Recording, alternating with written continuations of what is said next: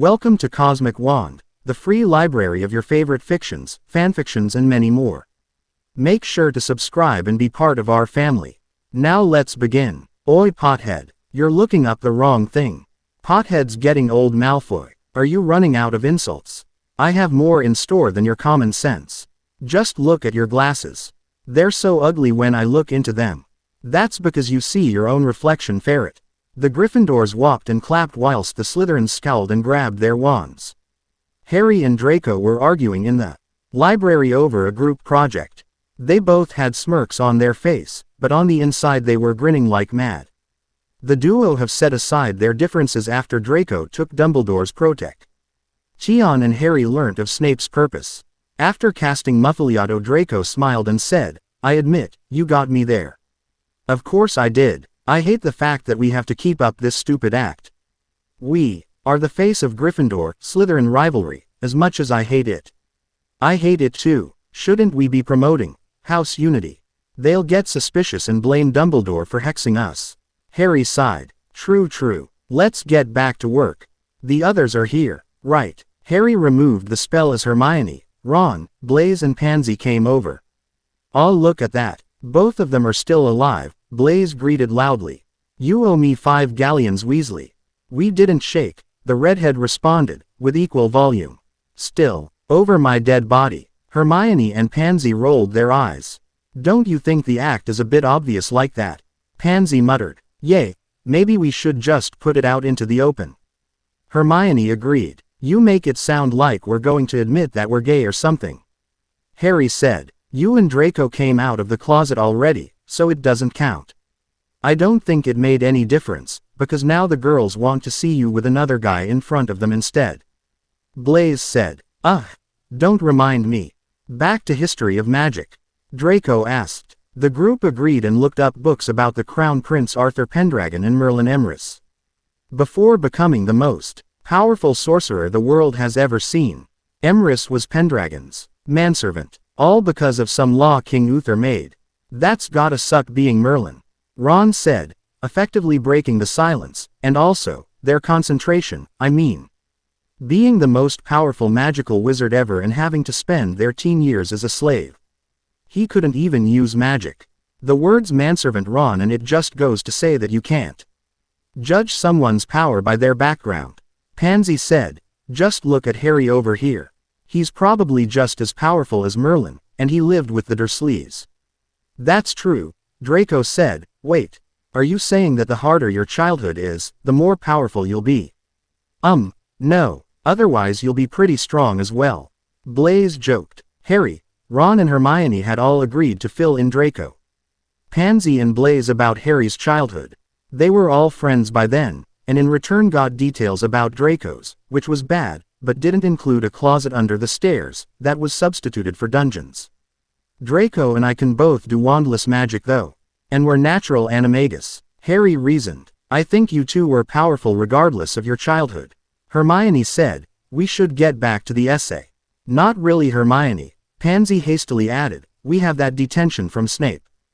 "Damn git, what?" Hermione asked to everyone's faces. The reason for the detention was ridiculous. "I have to agree with you, my own," Ron said. "All right, let's go." They all packed up, but stopped when Blaise picked a completely random book, which seemed to be the thickest on the shelf. Blaise," Harry asked. "What in the name of Merlin are you doing?" "I wanna find something to hit Snape with," came the reply. Hermione and Pansy both snatched the book out of his hands and dragged the sulking Italian out of the library. "You will go out into the forests and collect the jeweled lilicus," Snape announced, showing them a picture of it. "It will bloom at the full moon, which is tonight, and is heavily protected. You have 1 chance each at retrieving it, I suppose. Depending on the conditions. Do not return to the castle unless you have obtained it.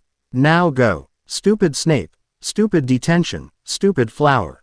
Ron grumbled hours later. They were getting closer to the flower, but the forests didn't seem to want them there. The trees changed places, eerie noises kept coming out nowhere, and a strange song kept being sung. "It would be easy to say that you don't belong in my home, but let's play a little game. Since in my forests you choose to roam. We didn't choose to, we were forced to." Blaze complained. Guys, stop. We need to keep our heads together if we're going to find Snape's damn plant. Harry said. Why is he so desperate for this flower anyway?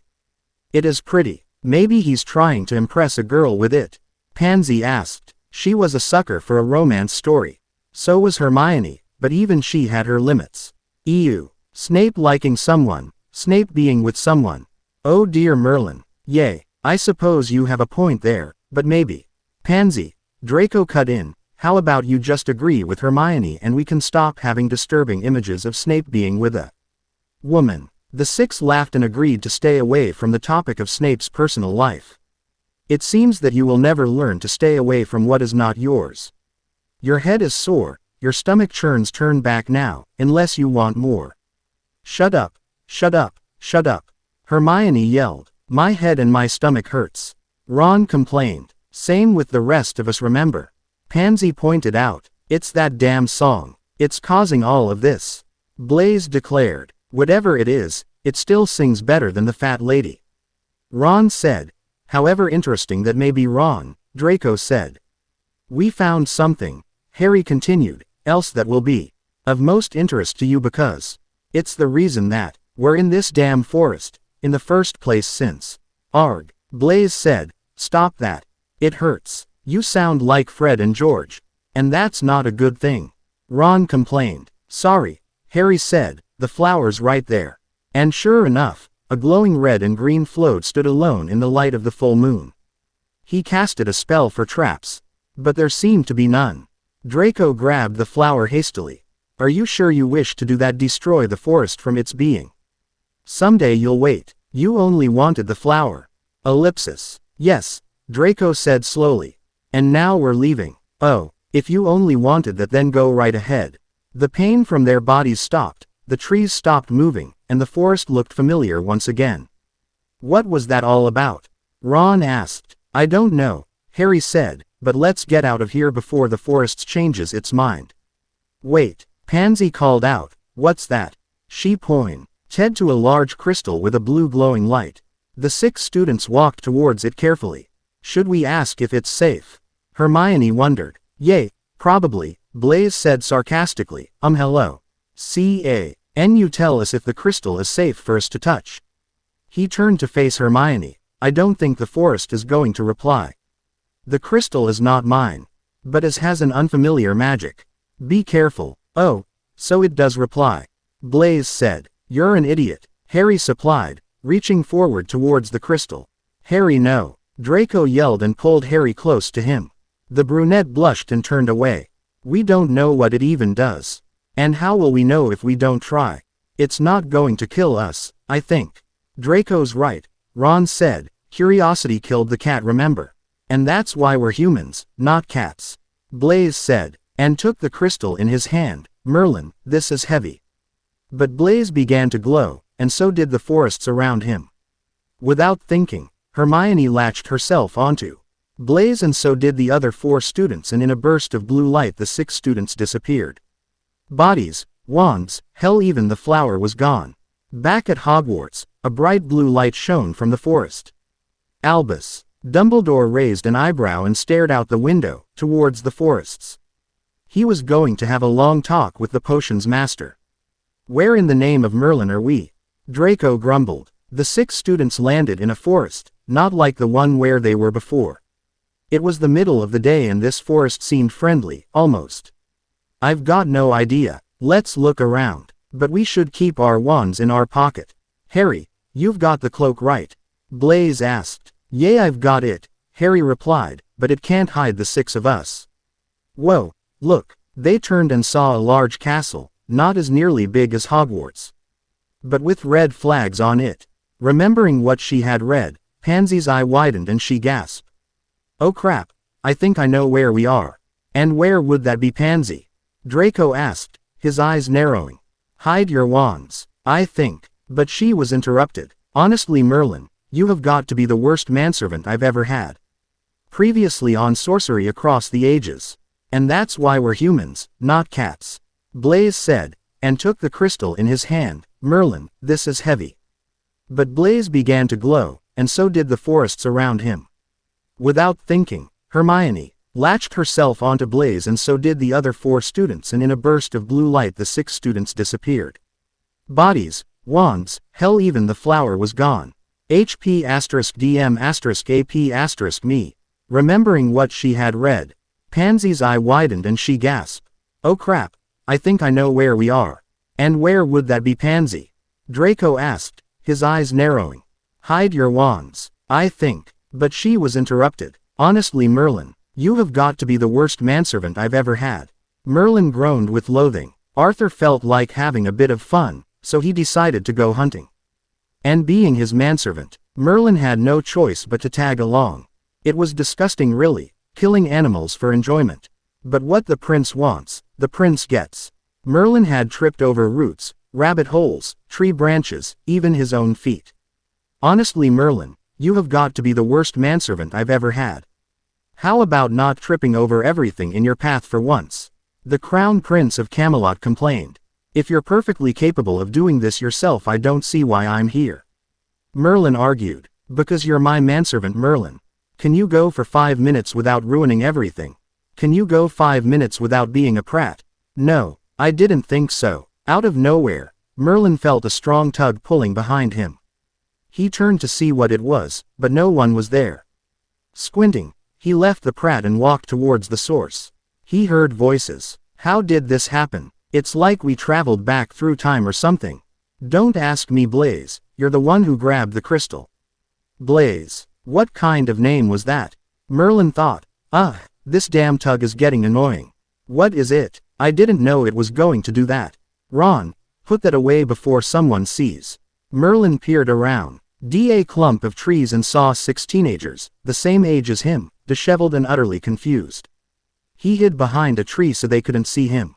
A redhead answered, we don't know what's in these forests. We have to protect ourselves somehow. Did you forget where we are, Ronald? Take that out and your head comes off. A girl with thick brown curls said. What happens if the redhead was cut off? Quote, Draco and I will go into our animagus forms, or use wandless. Just until we can find a way back. A boy said. This guy had raven black hair that stuck up everywhere, something that Merlin's never achieved. The black-haired boy turned around. Hiding in the bushes is not to be discovered. Merlin saw his face. He gasped. Behind black wired glasses were the most bright, beautiful green eyes in Camelot. They were entrancing. The one who Merlin assumed was Draco responded. Wait, Harry, Merlin thought, that's his name. I wonder if they're going to Camelot. Something seems off. A girl with black hair and striking eyes asked. What do you mean, Pansy? Harry said, he's right. There's someone else. A guy with black hair. Blaze wondered, what on earth are you talking about? The redhead, Ron, placed a hand on Harry's shoulder. Merlin's eyes automatically narrowed and he wanted to run over there and replace Ron's hand with his head, and wrap his arms around the... What the hell, Merlin? You don't even know the guy. He could be as straight as they come. No sexual innuendo intended. The group followed Harry, and boy with platinum blonde hair and misty gray eyes, Draco, towards Merlin's hiding place. The sorcerer, Merlin, tensed as the pull became stronger and stronger. He squeezed his eyes shut as the strain started to become too much. Wait, Harry, the brown-haired girl said. Are you sure you want to do this? Yay, Hermione's right, what's with all these names? Merlin thought. We don't know who that is, Pansy said. Stun and run, Ron asked hopefully. Merlin's eyes widened. That didn't sound good. He already had trouble moving without drawing more attention to him. He wasn't sure if he wanted to be caught. Sure, he wanted to meet the men behind the entrancing green and gray eyes. But not this way. Draco shook his head and Merlin sighed softly in relief. He might have heard too much already, Draco. Blaze said. It's okay if they know, Draco said softly. Are you mad? They won't tell, Harry said. Of course I wouldn't, Merlin thought. He had to get out of here, fast, as they were edging closer, Harry and Draco in the lead. His eyes landed upon a hick branch on the other side of the plain. Merlin summoned his magic and felt his eyes glow gold. The branch flew across the clearing and smashed a sapling into pieces. The 6 strangers turned around, distracted, and Merlin ran, trying to gather his thoughts. Merlin, where in blazes are you? The blonde called, clearly annoyed. The sorcerer growled, he had better things to do than go on this killing spree. Like try to see more of those strangers. They were unique. What troubled him more was that powerful tug. Right behind you, sire, came the reply. All right, I feel like a challenge today, the prince explained, so stay close. Because I tend to find a fast animal. Aw shit, who was that? Ron yelped. According to this book, Hermione explained, ignoring Ron completely, there are villages where Merlin lived in the castle. You brought that book with us. And several more. The Gryffindor pulled a lot more books about Merlin out of her pockets and enlarged them. Pansy and Harry both had spare clothes. Draco had several healing, blood replenishing, and nutrition potions. Blaise had spell books, and Ron had weapons. They all brought extra things because they didn't know how long they were going to be in the forests for. When Snape said not to come back, it's best to just do as he says. Weapons, Ron? Pansy asked. Well, something might have happened to our wands, so you brought swords, bows and arrows. Quite smart, seeing where we ended up. Draco said, we could stay out here for a couple of days with these supplies. Blaise said, no, we need to get to Camelot. Hide your wands in your pockets and grab a sword and a bow with arrows. Harry instructed. There was someone there before, he knew it, and so did Draco. Harry intended on finding him. They did as he instructed until Hermione asked, what's in these forests? You don't know? Ron asked, with his jaw hanging open. Yes, Ron, otherwise I wouldn't have asked. Hermione doesn't know something. Hermione doesn't know something. Hermione doesn't know something. Hermione doesn't know something. Blaise jumped up and sang. No idea, I'll change to my animagus. Harry said loudly over the Hermione doesn't know somethings. Blaise really couldn't sing. Which way to Camelot? Harry asked a nearby snake. Draco nearly fainted. Parseltongue was any Slytherin's fetish. You are not from here. The snake assumed. Yes, how did you know? You lot have power, especially you and Blondie. Harry laughed at that. Which way to Camelot? Are you sure that's wise? Your type is in danger within those walls. And you lot seem valuable. Especially you, Serpent Tongue. It's the best we can do for now. The snake seemed reluctant to reply, so Harry said, we'll take care of ourselves, you know. One was smart enough to bring Muggle weapons, well done for them. Be careful though, we were told that before, and look where we ended up. Well, you obviously didn't take their advice well, did you now? Harry, Hermione asked. Today, Pansy's going to start drooling any moment. Luckily Blaise is still yelling. I'm getting there, my own. Well, Harry asked. The snake replied reluctantly, that way. It pointed to the direction opposite a large lake, and towards a pathway, full of trees where the flags were just visible. Thanks. Remember, be careful for your safety, Serpent Tongue. And the snake then slid away. One moment they were looking at Harry and Draco, and the next they were staring at an onyx panther and a pure white snow leopard. Hermione doesn't know something. Hermione doesn't know something. Hermione doesn't know something. Hermione doesn't know something. Ow. Blaise looked down to see a snow leopard leering at him. What the hell? Draco probably got offended, mate. Ron offered. Yay, you sang like someone was throwing a bag of cats against the wall. Pansy added. Now I'll have you know that I have the voice of an angel. Blaise declared. A fallen one? Hermione asked. You sound like someone with no musical talent whatsoever. Pansy said. Or any talent at all. Ron supplied. You guys suck. Blaise grumbled. And with that, they followed the now impatient large cats out of the clearing. Oh great, another tree root, Merlin thought. Again Merlin, remind me why you're my manservant. Because I saved your life and this is my reward. A flash of black caught Arthur's eye. He turned to see a black cat prowling slowly and cautiously with a snow-white one behind it. How strange. They looked normal, yet they are nothing the prince had ever seen. His eyes lingered on the white one. As the dark one disappeared into the shadows, the sun shone off its fur, making it shinier than it seemed. Its eyes were the purest silver, as were the circles on its fur. Arthur edged closer, but Merlin seemed to trip over another root and the beast ran away. Damn it, Merlin. Sorry, sire. Merlin was the opposite of the perfect manservant. He didn't do the chores properly.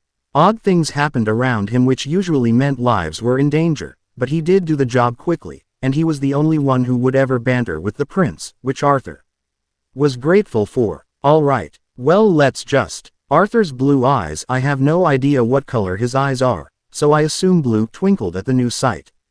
The large black cat came back into view, but the white one was nowhere in sight. It was like nothing he had ever seen before. Beautiful, graceful, the fur itself looked silky to touch, and it was so dark and mesmerizing. He pulled back his bow, his heart dancing with excitement.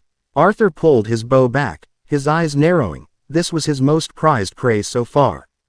The unicorn didn't count, as the curse it brought Camelot wasn't beneficial for anyone.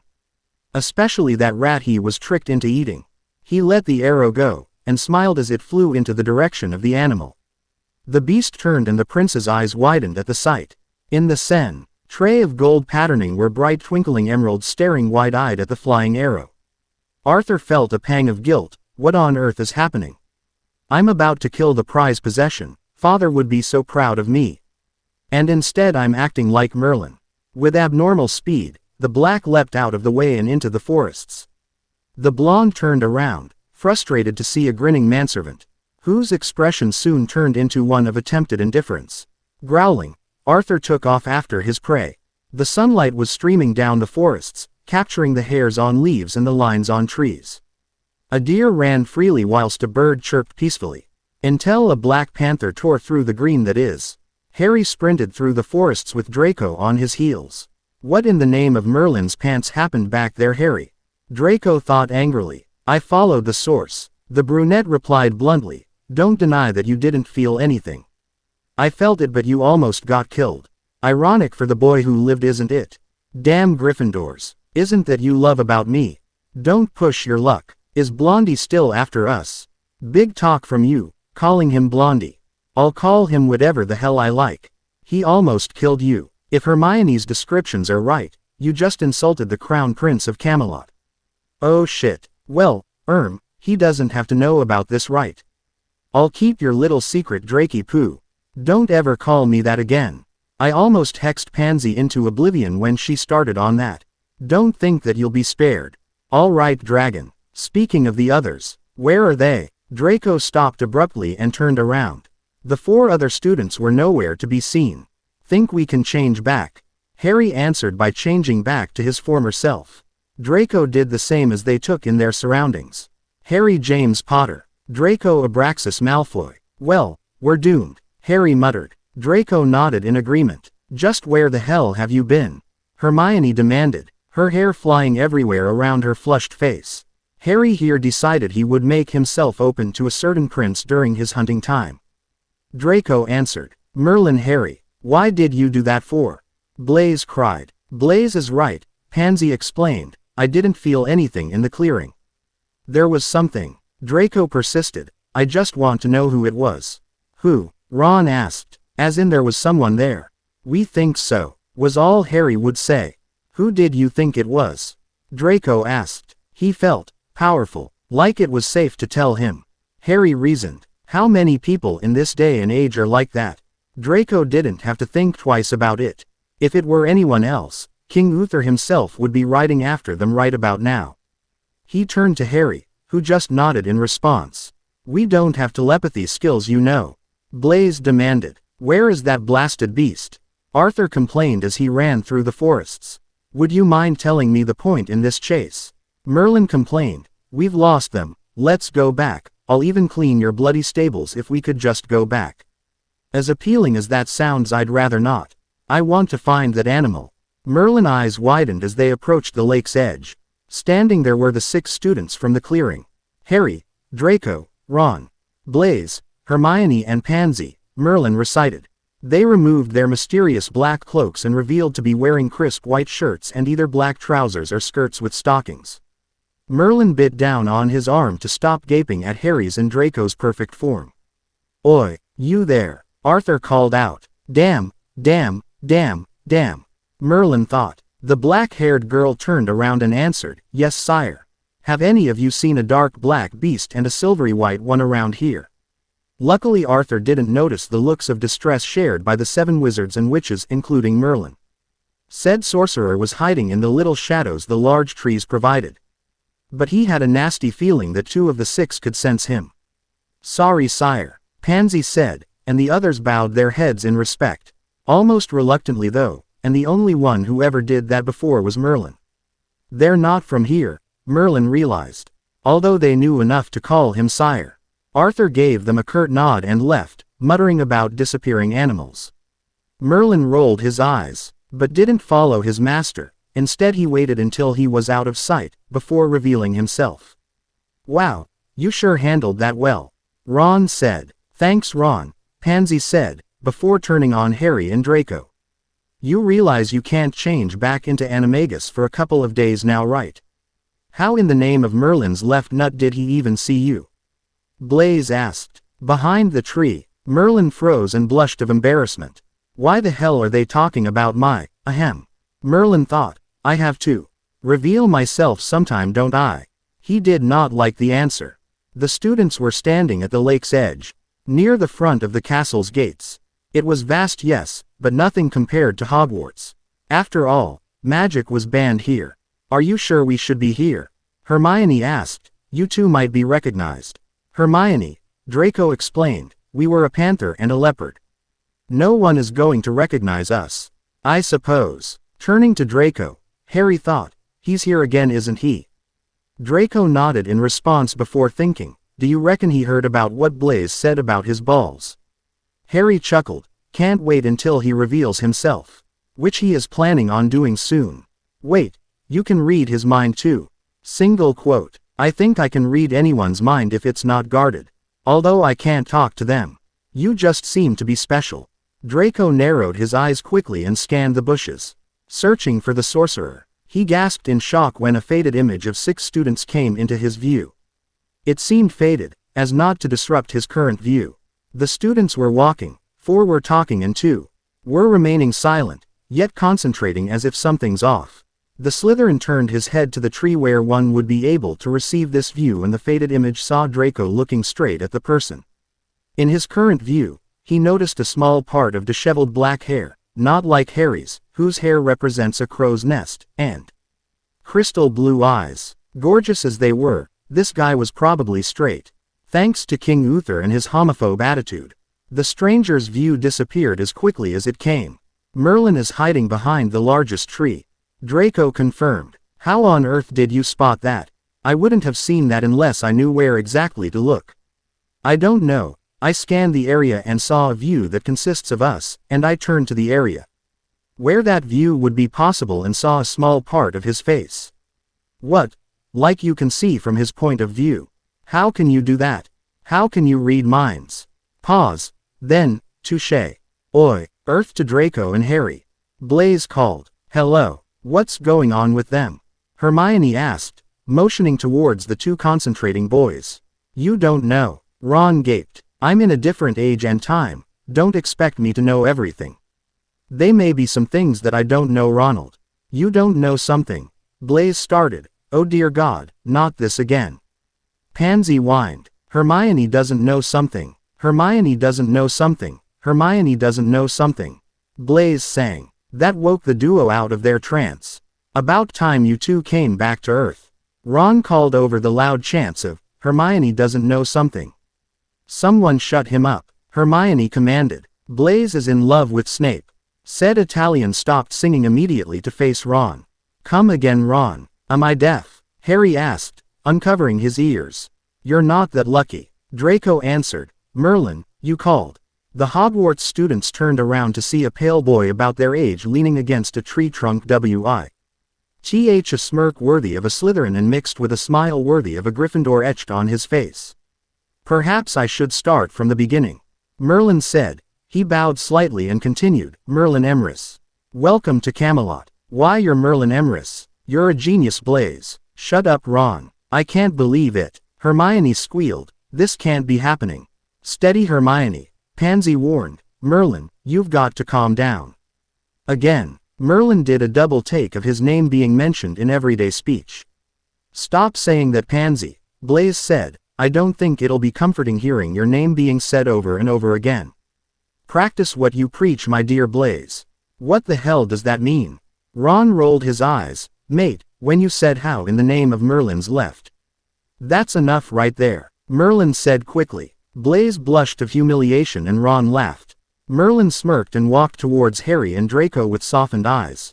These two are going to be the death of me, he thought. The sorcerer had tried so hard in planning this encounter, and although the first part worked fine, now he was utterly speechless, courteously of the two wizards. Ron Weasley, Hermione Granger, Blaise Zabini, Pansy Parkinson. Merlin nodded and turned to the animagus. Harry Potter, Draco Malfoy, it's an honor, Merlin. The sorcerer smirked. Pleasure's all mine, trust me. His EY's dark with lust and his voice thick with want. Shit, did I just say that? What the hell? What's wrong with me? I'm not gay, am I? Merlin thought frantically. Looking up to see two pairs of concerned eyes, he sighed. Well, I'm doomed. Arthur better not find out about this. Being in the distress he was, Merlin didn't spot the silent conversation that was occurring between Harry and Draco. You knew this was going to happen, didn't you? Draco asked. I saw it coming, but he caught me by surprise all the same. Harry didn't like being caught unaware. Mate, when you said how in the name of Merlin's left. They're still going, Harry asked. You know Ron and Blaise, they're both equally stupid, they don't even know when to stop.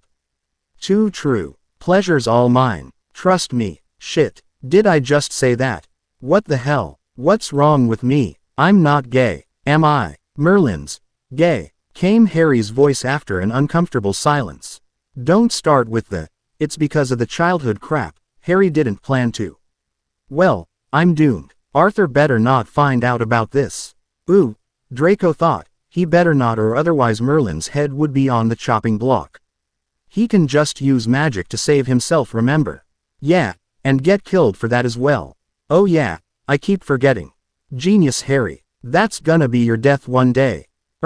Harry, Draco. The Gryffindor and Slytherin snapped out of their telepathic connection to face a confused Hermione. Coming. My own. What's up with them? Merlin asked. No idea. This has been happening a lot recently. It's probably in a book or something. Pansy reasoned. Then I haven't heard of it. There's a book in existence that Hermione Jane Granger hasn't stuck her nose in yet. Ron gaped. It happens. Deal with it. Merlin fidgeted, the tug loosening to his relief. Does anyone else feel that? Feel what? Blaise asked. That tug. What? Oh yeah, we all feel it, the Italian explained. We're just used to it. I mean, where we come from. And where's that? The four students looked at each other in panic. To tell or not to tell? Draco rolled his eyes and Harry spoke. Hogwarts. The raven-haired boy looked around. Is there anywhere else we can talk? I mean, we know about your magic obviously. Merlin tensed. What? How do they know? I haven't been that careless, regardless of what Gaius accuses. But we're not going to hand you over, Harry continued, as if reading Merlin's mind. Because we've got a little secret of our own. Getting past the guards was easy enough, Ron discovered as they walked into Camelot. After all, there was nothing suspicious about 7 teenagers, right? The difficult thing would be to get away from them when they are chasing on your heels. Merlin walked towards Gaius. Chambers, he wouldn't mind after all. It wasn't like him to be giving space to 6 random people.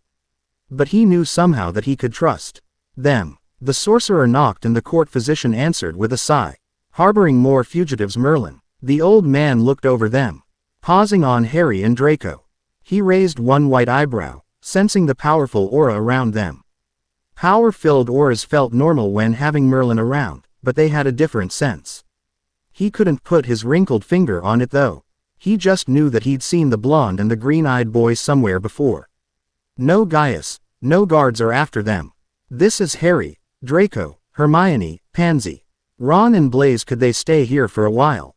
Of course, as long as you're positive that there are no guards after them. Their records are as clean as the royal Pratt's favorite sword. Speaking of His Highness, Hermione said, ignoring his name calling, shouldn't you be with him? Merlin froze, and his eyes widened, damn it, and took off with everyone staring after him with surprise. Does that happen often? Blaise asked. More times than you can count. Gaius replied, "Where are you lot from? You can't be from here." "Trust me, we're not," Pansy smirked. "From this place, or from this time." Harry grinned, reading Gaius. Thoughts as clear as day, pictures and words flashed through his mind as Gaius remembered certain parts of texts. Sorcerers have claimed for a future W. Here the magical are hidden in a place made especially for flourishing their powers. Castles larger than Camelot rise behind the mountains and hills with the magic thick in the atmosphere. Visions have foretold abnormally powerful wizards coming to rise and chasing darkness away. These have not been confirmed and remain only assumptions and dreams. Then there was an artist's impression of what seemed to be Hogwarts and two young men standing in shadows with the air wavering around them. Draco shot him a look of confusion and Harry showed him the recently discovered thoughts. Draco stifled a laugh. Sighing in defeat, she muttered. "Both. Figured as much," the physician said wisely. "I recognized Harry and Draco right away." "What's so special about us?" Draco asked. Instead of answering, Gaius put an enormously thick book into Draco's hands. Ron's face fell immediately. Hermione snatched it out of his hands. Bloodline of the Dominant. "This is incredibly rare. The Hogwarts library on Lee has 3 in the whole place because most of them were burned under the reign of Hermione. Be quiet." The brunette pouted but stayed quiet. "So, what does this have to do with us?" Harry asked. "It's hard to explain. It's best if you read it," Gaius said. "Do we have to?" Blaise whined. The book looked awfully large. "There's pictures," Pansy said. "Gimme. I know you must have a lot to say, B.U. It's best to continue when Merlin gets back," Gaius continued, sparing a glance at Ron and Blaise, who were flicking through the book and whooping whenever they found a picture. "You know the law here, no magic. Hopefully you'll be better at that than Merlin ever was. Why don't you explore the village a little bit, see the sights?" The 6 nodded and shrunk their belongings, as to have them fit into their pockets. "The prince is training with his knights. Merlin, if he was doing his job properly, would be around there." "Thank you, Gaius," Hermione said, picking up the heavy book in her arms like a newborn child. Harry rolled his eyes. Some things never change.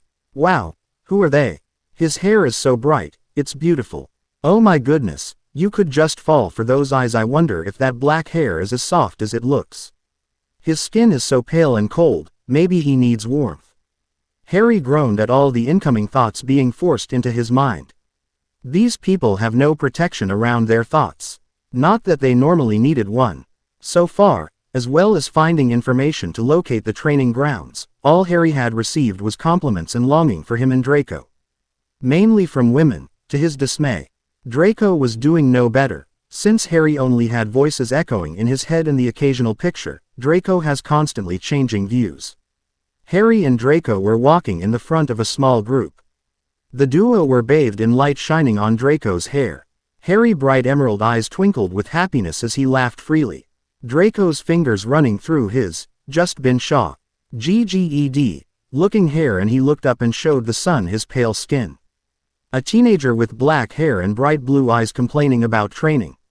"The training fields are through there," Draco said, cutting Pansy off from whatever she was saying. "What? How do you know?" Harry asked. "Saw it," he shrugged. They understood immediately. "Well, at least our group is inconspicuous," Hermione said brightly. "Not even close, my own," Harry muttered. "We're not. How come?" Ron asked. "Because all I can hear from people's thoughts are compliments about me and Draco." Blaise laughed loudly and wiped the tears from his eyes. "Something for the Ice Prince to sleep tonight then." Draco lazily swatted the Italian's arm and replied, "You got the good end of the stick, Harry, trust me." "Come on, nothing would be worse than what Harry has to hear," Pansy said. "Yeah, except for the things I have to see." He shuddered. "Why am I getting the feeling I don't want to hear this?" Harry asked. "Because you're stupid," Ron supplied. "Go on, Draco. Tell us." The blonde first showed Harry the images using their connection and grinned at the horror-struck expression on the Gryffindor's face. "Do people really see us like that? It's get worse. They're all either girls or grown men." Harry groaned and hung his head on Draco's shoulder. The Slytherin pulled him in and recounted his views to the confused teenagers, who soon started laughing. Draco laid his head down and rocked in complaining brunette in his arms. In the midst of the crowd stood two misunderstood teenage males holding each other in a comforting embrace. Thank Avo I came to the markets today. That's beautiful. I really hope those two come again tomorrow. A teenage girl stood with her friends gaping at the embracing eye candy. If you two are finished, you would realize that we're at the training grounds. Harry's head shot up at those words. Pansy smiled and said, wow, it does work. Blaze, Ron, you owe me. And me as well, Hermione piped up. What? I know easy money when I see it. Harry rolled his eyes and leaned out of the embrace. Both of them missed the warmth immediately and turned away as not to let anyone see the obvious blush coming onto their faces. Blaze, said boy, turned around to see the most renowned sorcerer, besides Harry, kneeling on the ground polishing a sword. If only he knew what destiny he had, Draco thought sadly. He does, Harry confirmed. Who told him? Some dragon. You say that like it's normal I talk to snakes. Yay, but, snap out of it. Sorry Ron. There's a free space, the redhead observed, perhaps we can use it. The blonde shrugged, the knights weren't using it and weren't going to, and he could see that. So he pulled his sword out, stepped into the area and beckoned Harry to do the same. Both wizards had been educated in Muggle fighting, such as martial arts and sword fighting, and were evenly matched experts. Draco attacked first and Harry parried the blow. Attack, strike, deflect, turn, dodge, slash, step back. Turn. The teenagers, Merlin included, since he dropped his master's sword lazily, soon lost track of how many parries and blows that were occurring. The two danced with swords and skill. Two graceful humans glided in a circle, forever moving. Dark and light, contrasting and yet perfect. Sometimes one would call the offensive confidently while the other stands his ground, and then it'll change. They were fighting against each other in reality, but when you look at the perfection of the image, you could say they were fighting together. Draco growled in annoyance. Damn these images. He grinned at Harry who thought, something bothering you Dre. The Slytherin smiled. Dre sounded oddly good when it came from Harry. Nothing much. Rye, just people's views keep AP. Pairing in my head and it's damn annoying. Tell me about it. Except you see reality, I have to witness fantasies disturbing. No other word for it. Merlin, Merlin, gods. Pay attention. Arthur Pendragon called at his gaping manservant. Don't know what father was thinking, making him my manservant, the prince thought. Harry shot a smirk. Neither do I. Something you want to tell me about? Draco asked. Nothing. Huh. Oh, sorry sire. What are you staring at anyway? Arthur, shouldn't you be a bit nicer to Merlin? A smooth voice said. A pale young woman dressed in a silk dress with dark WN hair and strikingly blue eyes was striding confidently towards them with a shorter, dark-skinned girl following her. No Morgana, he's my manservant. And your friend, Morgana Le Fay pointed out. Shut up. Ooh harsh. The prince growled and turned to where Merlin was gaping at before. Merlin I need, only to find him with Gwen and staring with awe into space again. What's going on here? Arthur growled. Look, over there. Wow, that's amazing. Brilliant swordplay I tell you. The honey blonde male frowned in confusion. Why would anyone be staring at swordplay that wasn't done by him? Pushing through the crowd, or just walking through the parted crowds, he came across the commotion. Arthur tilted his head and saw the sunlight bathing two fighting figures in the middle of the crowds. Their swords created sparks when they collided in mid-air, only adding to the intensity. The teenagers, about Arthur's age, were the perfect example of a battle of two destined sides. Light and night, meeting in the middle, never gaining the upper hand. All right, I admit, the prince thought, they were good. Better than good actually. They were brilliant. We could use people like them with the knights. The code had been bent many times since the untimely leaving of Lancelot, and it was flourishing more than ever. The only thing I would need to worry about would be keeping the knights' filthy hands off them. Arthur realized his bisexuality only a couple of months ago, and kept it a secret. Even from his only friend, Merlin. Draco's silver eyes narrowed as the new view entered his own. Keeping an eye on the fight, he glanced towards the source of this view and inhaled sharply when he saw the Crown Prince of Camelot. Harry, Draco thought, turn your head to the left, I won't attack your pretty neck, don't worry. Harry did as he was told and his eyes widened. Wow, this is unusual. What do we do? Besides stop, I'm getting tired. Harry James Potter, are you surrendering? Unless you want to keep going, Draco Abraxas Malfoy. Fine, we'll stop. Enough. Halt. Draco called out. Harry stopped at mid-blow and bowed at him. As soon as they put their swords down, a thunderous applause erupted from the surrounding crowd. Hermione, Ron, Pansy, Blaise and Merlin ran forward to greet the exhausted boys. That was amazing, Merlin said, and I've seen Arthur fight countless of times. You really outdid yourselves this time. Pansy remarked. Yeah, just look at your screaming fans. Ron smirked. Oh great, just what we need. Harry said. How about we get out of here? Merlin suggested. Gaius would be pleased that you found a way to attract everyone's attention that didn't involve challenging the prince to a fight. Oh, don't tell me you. Hermione began, and Merlin nodded sheepishly. Come on, let's go, quickly.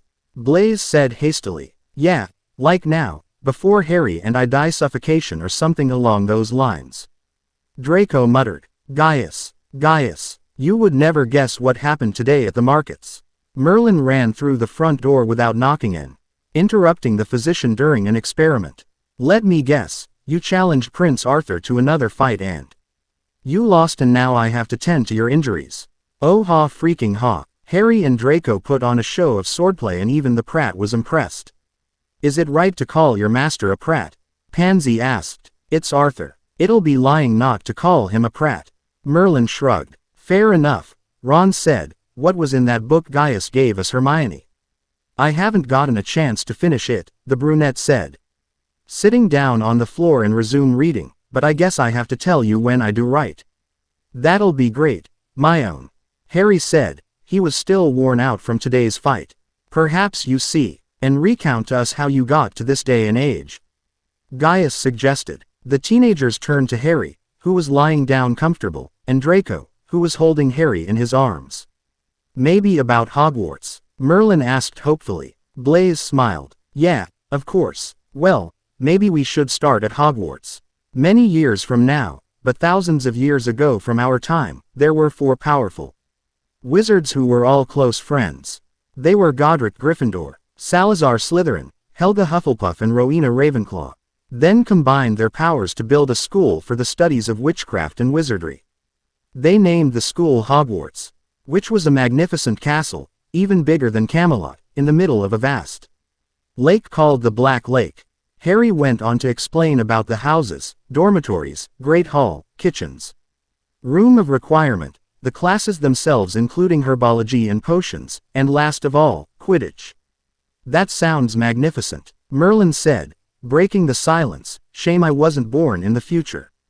But if you 3 are from Gryffindor, and you 3 are from Slytherin, then how come you are friends? I thought they were enemy houses. That's a long story actually. Draco frowned. Pretty much Harry's life.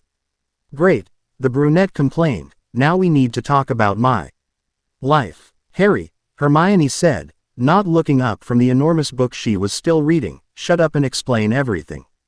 Fine. Well, you should know that not all wizards are good.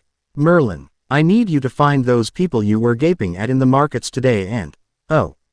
Camelot's prince had just stormed in looking for Merlin, so he could force the boy to get Harry and Draco, only to find the requested duo lying quite comfortably in each other's embrace. Looking at the perfection, A.R. Tour gulped a little louder than necessary and starting, imagining never going to happen couples being intimate in his mind to chase away his own arousing images of fantasies. Those beautiful green eyes, I would love to see them dark. Not with hate, but with lust. I wonder if that blonde hair is as soft as it looks. It would sure as hell be softer than that beast's mane that's growing on the tanned boy's head. I've got to stop this. Still, imagine if, to the corner of his eye, Harry paled and his eyes widened. The Crown Prince wanted to do what? Harry thought. You okay, Rye? I'm fine, Dre. You should call me Rye more often. I like it when you say it. Draco chuckled and tightened his embrace around the boy. Sure, the whole thing seemed so incredibly sudden, but it felt so damn right. Odic Merlin's face flash of disappointment before he paid attention to the talking group once again. Rye, what's going on? You seem pale. Do you think being gay or bi is illegal in Camelot? I wouldn't know. I guess, maybe. Why do you ask? Because if the penalty is death, I can't imagine King Uther beheading his own son. Why was the Prince Arthur seeking us anyway? Hermione asked on a lazy evening. Merlin got let off early in an act of sympathy by Morgana because of the bruises from the welts he received during sparring practice. Apparently Arthur wasn't pleased about seeing some of the villagers awestruck by swordplay that wasn't at his hands. A person aristocrat more likely, who saw themselves higher than others, sounds a bit like Draco that does. Harry thought. What's this about me? Came the reply. Nothing. Bugger. The Gryffindor was sick of forgetting to place a privacy wall around his thoughts, especially when the Ice Prince kept hearing things he didn't need to. Because of what happened yesterday at the markets. Merlin answered. He wasn't pleased about the villagers' reactions to Harry and Draco. You two could have toned it down a bit. Arthur was really rough tonight. I'm still sore. You have no idea how kinky that sounds. Blaise chuckled with a grin. Those two tend to get a little hot-headed, so you'll have to deal with that sometimes. You or Jew, saint the worst kind of person, Blaise Zabini. Pansy stated. But the thing that's really bothering me is how they reacted. I mean, his royal pratness. Merlin. Sorry. Force of habit. His royal Highness has been familiar to the sword since he was incredibly young. It's like Uther taking a wand and killing he who must not be named. I don't see why you don't just call him Voldemort. Harry sighed. Because Lord Voldemort sounds funny, Merlin said seriously, and it would kill the tension if one started laughing when standing before old Voldy. The students laughed. It was never explained to them like that. Mostly because Merlin had never had to witness the destruction of the Dark Lord's presence in effect. Oh, the villagers might have had a confounding charm on them at the time, Ron said sheepishly.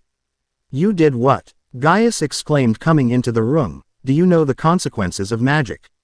Oh, come off it. Harry laughed. No wonder they were mesmerized. Still, Merlin had to pay the price. Draco said. Brilliant idea, Gryffindor. Shut up, Slythergit. Do you people spend your time coming up with nicknames for each other? Merlin quirked with one eyebrow raised. Years of spare time, my good friend. Meet Weasel, Pothead, Ginger, Mudblood, Potty, Freckle Face. Ferret, Pug Face, Zucchini, Ron added. But we've grown past that, Hermione said hastily. But Ron. You knew you weren't supposed to do magic. What if you got caught? I wouldn't have though. I made sure that they were focused on those two. Shame I was busy. Harry mulled. I would have loved to try a simple Levicorpus. Remembering from their 6th year, Ron burst out laughing while Hermione's lips tightened in annoyance.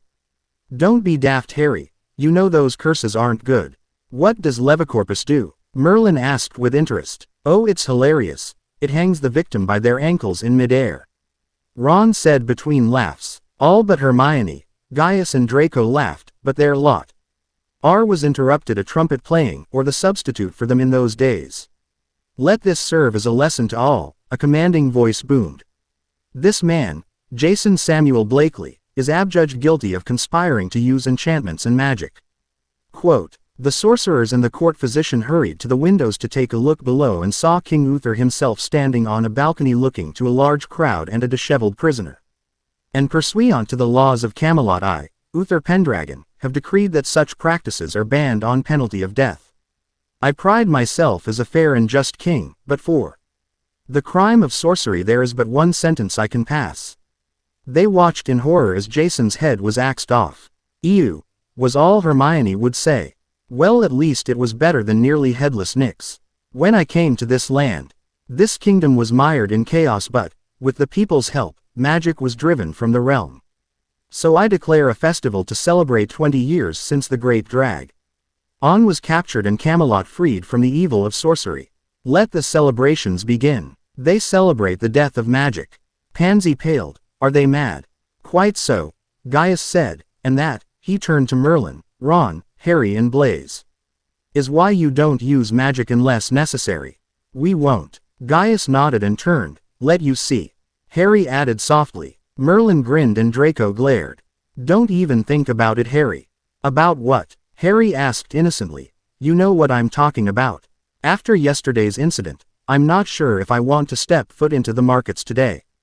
Merlin muttered. Perhaps you would like to read about these, Hermione suggested, holding out Blaze's enlarged spell books about every subject Hogwarts had to offer. Turned out that he stole Hermione's and Draco's whilst he was at it. Merlin's glassy blue eyes widened. Magic books, he asked excitedly. Plants, potions, creatures, spells, history, whatever you need. Pansy smiled. It wasn't like someone to be so immersed in books. Apart from Hermione, that is. So how did you become Arthur's manservant if you despise him so much?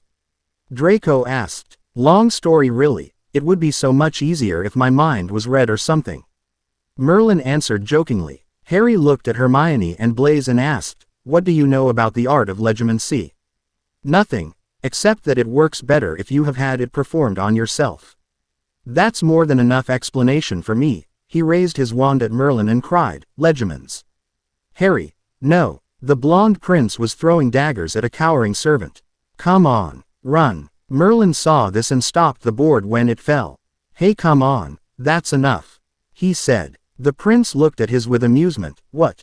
You've had your fun, my friend. Do I know you? Merlin extended his hand. Ah, I'm Merlin. The prince ignored the hand in disgust. So I don't know you, no. Yet you called me friend. That was my mistake. Yes, I think so. Yeah, I'd never have a friend who be such an ass. Or I one who could be so stupid. Tell me, Merlin, do you know how to walk on your knees? Nope. Would you like me to help you? I wouldn't if I was you. The prince laughed mockingly. Why? What are you going to do to me? You have no idea. Be my guest. Come on. Merlin tries to hit him, but Arthur parries, and twists Merlin's arm behind his back. I'll throw you in jail for that. Who do you think you are? The king. No, I'm his son. Arthur. Oh genius Merlin. The flashbacks range from another encounter with the arrogant Pratt. Before the fight, look.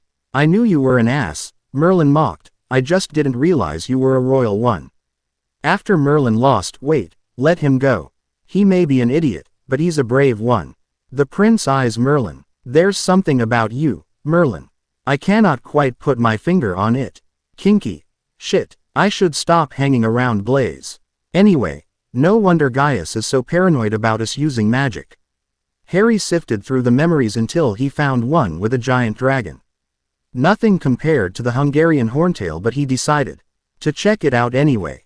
The dragon loomed over Merlin. A.N.D. began droning on about destinies and greatness. Tell me about it, I know how that feels. Harry thought sadly. Without you, the dragon said, Arthur will never succeed. Without you, there will be no Albion. Merlin seemed mortified. No, you've got this wrong. There is no right or wrong, only what is, and what isn't. Merlin was still shocked, but I'm serious. If anyone wants to go kill him, they can go ahead. In fact, I'll give them a hand. The great dragon laughs and said, none of us can choose our destiny, Merlin. And none of us can escape it. No way, no, there must be another Arthur. Because this one's an idiot. Perhaps it's your destiny to change that. Looks like you got the short end of the stick, Merlin.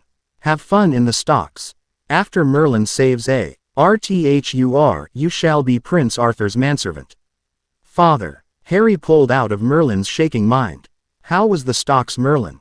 Shut you up. You idiot Harry. You have no idea how shaken Merlin was. Draco yelled. Keep your voice down, people. Gaius said, not looking up from the Hermione's herbology book. We don't want to be attracting people.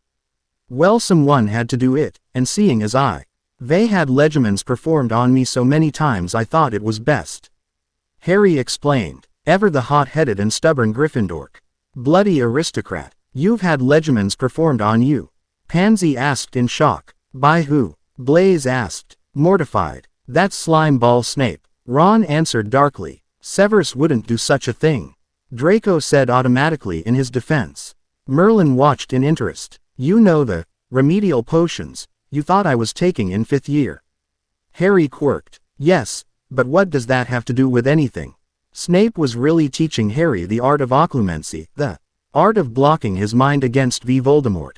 Hermione replied. That's terrible. Blaze demanded. Better than Umbridge's detentions, Harry pointed out. What happened there? Merlin asked, hating feeling left out. He was wishing anything to be born eras ahead of time. In a time where he could have attended Hogwarts, and found a nice witch more likely. Wizard to be with. Harry and Draco were a lost cause, and Merlin wasn't stupid. They were both leaving for their own time eventually. And besides, Draco seemed too much like Arthur anyway, even if the blonde prince was interesting and Merlin's close friend at times. What the hell is wrong with me? Harry shoved his right hand out into the candlelight, revealing the words, I must not tell lies. She gave you a knife and made you carve the words into yourself. No, Pansy dawned on realization, it must have been a cursed quill and parchment right. Harry, Ron and Hermione nodded gravely. What the hell? Draco snarled at the scars. You do to deserve such a terrible thing. It wasn't me. Umbridge is evil. Apart from the obvious, any Gryffindor stubbornness included. Stop being so prejudiced against Gryffindors. Hey, I'm not perfect. I wish I could go to Hogwarts, Merlin said sadly. It sounds wonderful. Everyone except Harry and Draco turned to the books and filled Gaius and Merlin about their lives and the rivalry. Said two were studying in the form of time travel in some books they borrowed from the restricted section. It seems we have to make a potion for this, Draco suggested. Aw shit. You're writing down the wrong notes. You are such a perfectionist sometimes, Draco. At least I'm not hot-headed. We have to do this quickly. No, we have to do this right. I'm too tired to think. Can't you do it? Harry yawned and stretched his arms. Draco chuckled and pulled him into an embrace. How long has this been going on? Ron asked in awe, looking at Harry and Draco. I don't know, but we LD be getting some sleep if we're going to find some answers. Hermione said. So they slept until the sun's rays woke them up and Merlin was called for being late to tending the prince. Merlin, your destiny is calling. Gaius chuckled. Destiny is such a bitch. Another hunting trip, Merlin thought sulkily. I want to know what happened 2 days ago at the markets, Merlin. Arthur growled. What makes you think I had anything to do with it? Because strange things happen around you, and that was strange. Hey look, it's those two beasts again.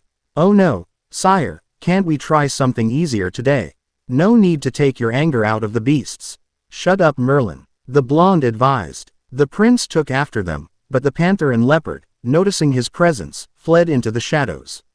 That went well, Merlin muttered as Arthur ran in the forests.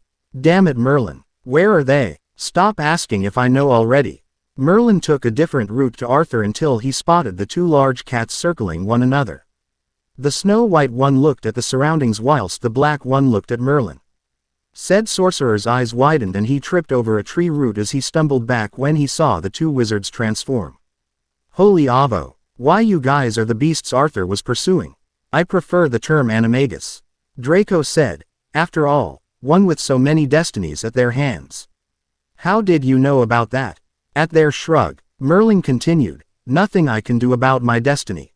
Tell me about it, Harry grumbled, I hate destiny. I think that's your master calling. Draco mocked at hearing Arthur's yell of, Merlin. I hate my life sometimes, Merlin grumbled, I'll see you later.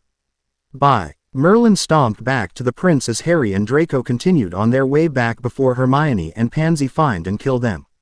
The 6 students were wandering through the forests in hopes for exploring, after the animagi got a severe beating from the girls. Harry felt for Merlin, he knew what it was like to have an inevitable destiny hanging above their head. Everyone thought he was special, better than them, but he wasn't. He was just like Merlin, except no one knew who Merlin really was. Merlin would give anything to go to Hogwarts, but Harry would give anything to be able to hide his fame behind. What in the name of Merlin's beard were you two doing? Unluckily for them, a certain BL-owned prince was nearby and did a double take on Merlin's name. What the hell? Why are they talking about my useless manservant? Speaking of which, where is he? Nothing, Pansy, I swear, Draco pleaded. Oh yeah, I'm sure. Blaise muttered. Merlin's balls. Harry shouted. We didn't. Merlin's what? A voice called out. The 6 turned around to see a very confused prince staring at them with wide eyes. How do you know who Merlin is? And he doesn't have a beard. The manservant crept up behind Arthur, saw the situation and bit onto his fist to stop laughing his head off. And why were you talking about his balls for? Merlin's flushed deeply in embarrassment. Oh, that's awkward. I'm waiting, Arthur said. The 6 students looked at each other. Damn wizard swears. Minutes ticked by as they uttered inaudibly through the awkward silence. In English would be great, or is that too difficult for you? The prince asked, getting impatient. Well, Hermione stammered as Harry and Draco slowly backed away from the confused prince. We have this thing, a deal, if you will, with Merlin. And she paused there. Harry. Help, it's a bit confusing. Blaise tried not to laugh at Merlin's frozen form behind his master as he said the conjured words in his head, you could call as fascinating, but I can tell you right now that there is nothing fascinating about my manservant's balls. Behind the crown prince, Merlin cringed at the words.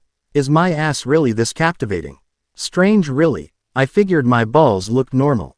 I really don't want to ask Gaius about this. What? No, of course not, sire. And why in the name of Avo would Merlin have a beard for? Why in the name of Merlin's nut did he have to hear us? Ron muttered, a little too loudly. Stop talking about my balls. Merlin cried out, blowing his cover. Oh shit, Merlin. The prince growled and turned around. What kind of vulgar deals are you playing with behind my back? Harry mouthed an apology behind Arthur's back as Merlin mock glared at them. Well, sire, I've always wondered what it'll be like for people to talk about me when you're old and your beard is long. Merlin laughed nervously. You know, I always wondered what it'll be like to. Merlin, Arthur leered, and stepped closer to the wide-eyed wizard. Maybe we should transform Draco. Maybe we shouldn't. Why not? Merlin's looking very awkward from this angle. It looks like Arthur's hitting on him. Maybe he is. Ooh, I've got an idea, just when I thought we couldn't get in a more awkward situation. Shut up, you pawns. Let's get Arthur and Merlin together. What? And get our heads chopped off. I don't know about you, but I like living. But it'll be fun. Focus, Harry. The crown prince of Camelot just wrote us talking about Merlin's balls and you want to play matchmaker. Yeah, why not? Draco then closed his mind to Harry and rolled his eyes. Meanwhile, the prince was still interrogating his manservant and moving closer. The Hogwarts students forgotten. Merlin, I'm asking you nicely. Actually no, you're demanding. Merlin, look, maybe you just imagined it. I mean, I didn't hear anything. I know what I heard. And I also know that you are a terrible liar. The blonde took another step closer to the frazzled boy. There was little space between them, and Blaise decided it was time to bail. Listen, we'll leave you two to keep nice and cozy together. We wouldn't want to interrupt this moment. Arthur kept his gaze on Merlin for longer than he liked, and more intense than what was necessary. When he turned around, he caught sight of the 6 students slowly backing away. Now just you wait there. He cried out, but 6 students were already bolting away. Merlin, the prince bellowed, I want some answers. How am I supposed to answer you if I don't know the answers? They were a hair's breadth away from each other and Merlin stiffened. Because it was your balls that was talked about, it was your beard. I don't have a beard. That's not what I heard. Arthur, I need to talk to Harry and Draco and see what the beard thing was all about. And you're not concerned about the mentioning of your balls. That was, part of the deal. And what deal was this? Arthur whispered and leaned down to Merlin. Arthur. What are you doing? If the deal mentions your balls, I would very much like to be a part of it. The prince's voice was husky and low. Merlin swallowed loudly. I'll see what I can do about it. What the hell am I doing? I don't feel this way about Arthur. Do I? Merlin. A voice called out. The duo broke apart and turned to see a curious-looking Ron and a smirking Harry. Gaius would like to see you, Merlin, Harry said. I would suggest you go now. Yay, I'll do that. And on the way, Harry, I need a word with you. Once they were out of the prince's hearing range, Merlin turned to the green-eyed boy. What is with you people and my balls? Do you desire them that much? Because I don't think Draco would be too satisfied about. No, I wouldn't. Draco's infamous drawl responded. The only balls Harry would be seeing is. Can we please move on from that subject? Ron asked. It never appealed to me before and it's not appealing to me now. And what's this about my beard? Am I getting a beard? Merlin asked fearfully. No, Harry answered. It's just that the Merlin whose life story has been told was an old man. Oh great, I don't get to die young. Trust me, you didn't miss much. Hey Gaius, Merlin greeted, what did you need me for? Need you? I didn't need you right now. Then why did you send Harry to call for me? I didn't send Harry. Oh Harry cut in sheepishly, that was my part. You seemed kind of distressed, so you know. If you didn't want me to, I'm sorry but it appeared to. Thank you Harry. It was, tense, sensual. Harry's green eyes sparkled brightly with amusement. I don't have any idea what you're talking about, Merlin said, a little too quickly. You suck at lying you know, Draco smirked, after seeing the image Harry just sent him of Prince Arthur and his manservant in a very suggestive position. Up against a castle wall. Surely His Royal Highness chambers would be much more comfortable. Turns out we don't have to play matchmaker anymore, Draco thought smugly to Harry. Well, they could just use a little nudge in the right direction, the Gryffindor said hopefully. Well, it does seem enthralling, that's my Slytherin. Quote. What was that Merlin? Blaise questioned. We can't hear you Merlin. Hermione said. Speak up would you? Pansy asked. Are you sure you're intending to talk to humans? Ron wondered. I said I think I have a crush on Arthur. Ah, finally. Harry cried blissfully. You owe me 10 galleons Pansy. Ron declared. 10 galleons. Is that all you bet on this? Hermione asked. Blaise owes me about 60 galleons, 15 sickles and 2 nuts. He. Nuts, Blaise giggled. What's up with him? Draco asked. Curious, that's strange behavior, even for Blaise. Hermione smiled in a very Slytherin way and held a finger to her lips. In her hand, she had a blue pill that was recognizable from Weasley Wizard Wheezes. Very smart Hermione, Pansy whispered. Although I don't think that's the desired effect.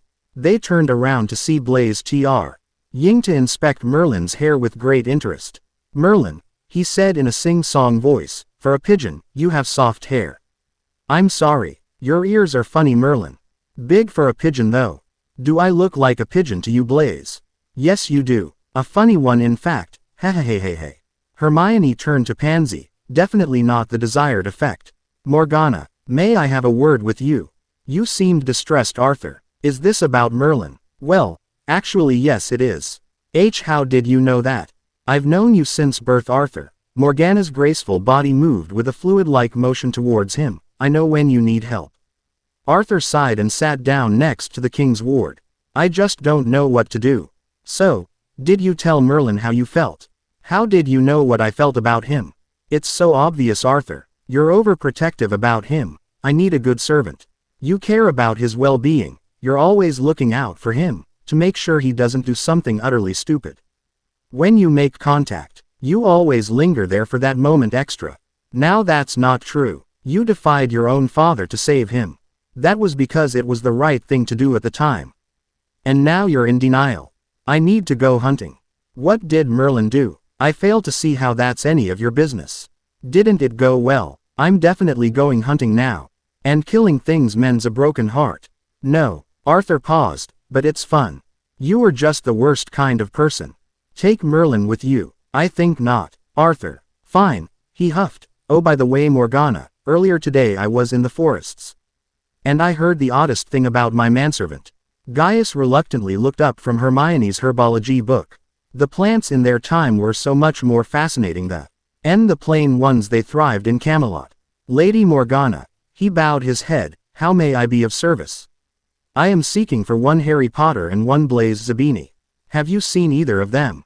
In fact I have. Harry's bright emerald gaze followed the waiting ward. Harry Potter. He bowed in respect. It is an honor to meet you. Pleasure is all mine. She laughed. Now call your friends. I need to have a talk about Merlin and Arthur. Harry called for his friends and turned back. Was this about earlier today in the corridors? No, what happened? We kind of walked in on Arthur, leaning towards him in a suggestive position against the wall. Ron walked in. Lady Morgana. He bowed. Morgana's face lit up. Oh this is brilliant. I've been waiting for this moment for months. Has Merlin said anything yet? Actually he has Lady Morgana. Hermione piped up. He said he thought he may have a crush on Arthur. Where is Merlin anyway? Blaise asked. Hunting with Arthur, seeing as that idiot of a prince seems to be obsessed over some large beasts he failed to kill. Morgana answered, I figured that it should get them out of the castle for a couple of hours at the least. Gwen and I have tried everything to get them together, and it's not working. We'll be more than happy to help my lady. Merlin can be quite stubborn when he wants to be. Denial seems to be his favorite personality, even if he is a terrible liar. Pansy explained. Huh, he's more like Arthur than I expected. Maybe something would happen during their hunting trip, although I rather doubt it. The only things that happen there is either Merlin getting injured or Arthur getting pissed. Why don't we head out and see how they're doing? Harry asked. Maybe give them a nudge in the right direction. Draco rolled his eyes as Morgana eagerly nodded and said she'll call for her maidservant. Sometimes he would never understand that hot-headed Gryffindor. How many times must I tell you, Arthur, they're not here? Don't be ridiculous, Merlin, they didn't just disappear. They have to be around somewhere. Hey look, I think I see something, a bit to your left, behind that large bush. As if I'm stupid enough to believe you. Are you trying to make me look like a fool? In my experience you excel in that area without any assistance. Harry, Ron, Draco and Blaise were trudging around the light forest. The girls would depart later, after preparing Morgana. Ron raised his ginger eyebrows and nudged Draco, who turned to the conversation. Hey Harry, looks like he's looking for us again. What the prince wants. The prince gets right. You dolt Harry, Arthur wants us dead. Oh, I was going for more of the chase. Maybe he can protect Merlin. HMPH, as if Merlin needs any protection. He's more powerful now than Arthur would ever be. Yeah, but Arthur doesn't know that. Without warning, the animagi transformed. Blimey Harry, didn't have to do that. Ron yelped. Merlin Draco, could have warned us at least. Merlin, the prince drawled, do you hear that? Hear what, sire? Merlin lied, badly. Stop trying to lie, Merlin, we both know there's no hope. But I'm not lying. Why don't you go back to reading your book? Or whatever it is that you do all day. You should know what I do all day. I have to work for you. Do me a favor, Merlin, he prince said with a cheeky grin, and shut up. I will do no such thing. The prince growled and pushed Merlin up against a tree. You will do as I say, Merlin, or so help me, I will make you. Arthur's eyes darkened with lust, and Merlin could see it. The normal sky blue had turned almost midnight indigo. Either that, or maybe Merlin just had a death wish for what he was to say next. And how will you do that? Oh, just you watch. Arthur grinned and leaned towards Merlin. This time, his feelings were real, he knew it and he didn't hesitate. After a mind-blowing kiss, he finally realized what Harry and Draco felt around each other. Here was no one else in this world for him. Lady Morgana, guess what I saw today? Draco and Blaise were running through the forest shouting out the ward's name. Ron decided to play a little game called Chase the Black Panther, with Harry after the raven-haired wizard decided to lead Ron to a nest of giant spiders. Draco, what happened? You two looked like you just saw a ghost. Actually, the sight we saw was better than a haunted soul. I think Merlin and Arthur are still in the forests, doing their thing. Where's Harry? Gwen asked. Being chased for bloody murder right now. Led Ron to a nest of spiders. That idiot, Blaise muttered. Draco turned to Blaise. After seeing what we saw in the forests, how much is it that you owe me? Shut up, Draco. Quickly, before they leave. Coming, Hermione. Harry whispered. After this, Harry, you are so dead. Ron vowed. Oh, go have a cry, Ron. Both of you, quiet. Yes, Pansy, they said in unison. The four sorcerers tee up with the others and they snuck through the forests with stealth until they reached the prince and his manservant. Morgana, why are you here? A sharp voice called. They turned around to see Arthur and Merlin staring at them. Confusion etched on their faces. What's wrong? She asked, obviously feigning innocence with the I know something that I'm not meant to know expression on her face. Oh Arthur, what have you done now? Have you gotten into trouble? What? No, of course not. He said quickly, a little too quickly for Merlin's taste. The smirks on their faces caused the warlock unease. As they were walking together, Merlin asked Harry, the looks on your faces, I should be scared of them, right? You could say that, yes. I'm not stupid, Harry. Contrary to Arthur's beliefs, just tell me. How much did you see? I'm just going to say that we saw enough. Saw enough of what? Arthur asked. Harry froze. Why must these things happen to him? Nothing, I swear, sire. He was normally a good liar. But the fire in his emerald eyes gave away everything. Merlin watched them with an amused expression on his face. Those eyes must have betrayed him more than once. Be serious, Harry. How much did you see? Merlin asked. Enough to make things very awkward if I ever brought it up. Oh crap. Yeah, Eye of the Lion. Avo, how I hate my life. Merlin grumbled as he stormed into Gaius' chambers. Why? What happened? Harry asked, propping himself up on one elbow. They were all lounging around in the quarters lately since Harry and Draco were too scared to go out into the villages again. And Hermione wanted to finish that book that the physician gave her. Arthur wants to go hunting again. Why can't he accept the fact that those two large cats are going to elude him every time? The Animagi chuckled in triumph. Because Merlin, a haughty voice drawled, they won't, not for long anyway. Merlin grinned sheepishly as he saw his master leaning casually against the doorframe with one blonde eyebrow. They have then and they will now, seriously, find some other poor innocent animal to slaughter. The manservant trailed off when he caught sight of the prince's eyebrows shooting to his hairline. All right, I'm coming, he muttered. Not yet, you aren't, Blaise muttered to the lounging wizards and witches. The six of them giggled madly, much to the confusion of the prince and the sorcerer. What's up with them? Arthur whispered to Merlin. Well, it came out of Blaise's mouth, so I guess that it's something that neither of us wants to know. Hermione hummed happily as she turned page after page in the large book. This was nothing like she had ever read in Hogwarts before, seeing as she never had a valuable excuse to get a permission slip. Ron caught her eye and raised a disbelieving eyebrow. Honestly, boys these days, they never seem to appreciate the written world anymore. Or any world for that matter, like the smell of freshly mowed lawn or new parchment, tea. Hay didn't even look at how someone's eyes changed everything, how it twinkled or darkened with lust or rage. But Hermione knew. She saw it in Draco's and Harry's eyes, whether they were dark with anger in their younger years, or bright and sparkly now when they're in love. That's another thing with guys, they're so stubborn. Neither Harry nor Draco has said the 3 magic words. Seriously, 3 words, 8 letters, and the other is your forever. Well, sometimes not forever, that's where the word divorce or breakup came in. She closed the thick cover of the book, interrupting her thoughts. Well, I'm done. Already? Blaise asked. That's a pretty heavy book. So, what's it about? Ron questioned. Apparently there's a group of sorcerers that can control such things such as elements and time itself. That's it. Well, it has varies of dangerous spells that I'm not going to tell you because I know you will use them, as well as pointless prank spells. I need some air, Harry said. I'll go running in the forests again. Yay, I'll come too, Draco said, ignoring Blaise's giggles. I've been cooped up too long. You know neither one of you has your broom, right?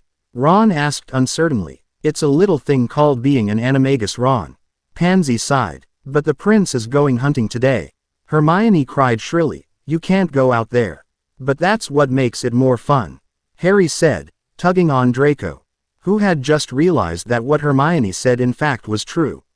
Bloody Gryffindors, he muttered, but we could use the fun. He added questioningly after getting punched on the shoulder. Exactly. Harry grinned happily. Draco groaned. That was never a good sign.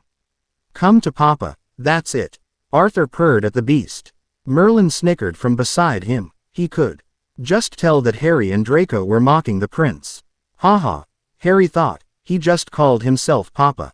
Guess that means Merlin's bottom of that relationship, Draco answered. You two have a lot in common. Harry turned to face Draco. What do you mean I'm bottom? I'm not bottom of this. Well, I certainly am not. Slytherins don't do bottoms. How do you explain Blaise then? Blaise is just Blaise. Just plain weird, he is. Oh, this is boring, Harry drawled. Arthur's never going to do anything. Maybe he's just waiting for us to run, or to attack. I'm bored. Let's go. Yes, Harry. Who's bottom now? You wish, Draco growled. Arthur's eyes lit up in excitement. Want a race? The Gryffindor asked. Do I? The snow leopard grinned in a very sadistic way. Out of the corner of one emerald eye, Harry caught Arthur stumble and fumbled with his weapon. Merlin was laughing at him until the sorcerer's foot got caught in a tree root and he fell. Ready, go, hey, no fair, all right fine. Draco halted to a stop and bounced. Onto paused to the other with impatience, hurry up will you? Sorry, you just look adorable when you do that Slytherins, Draco growled, don't do adorable what about Blaze? Again, Blaze is just weird.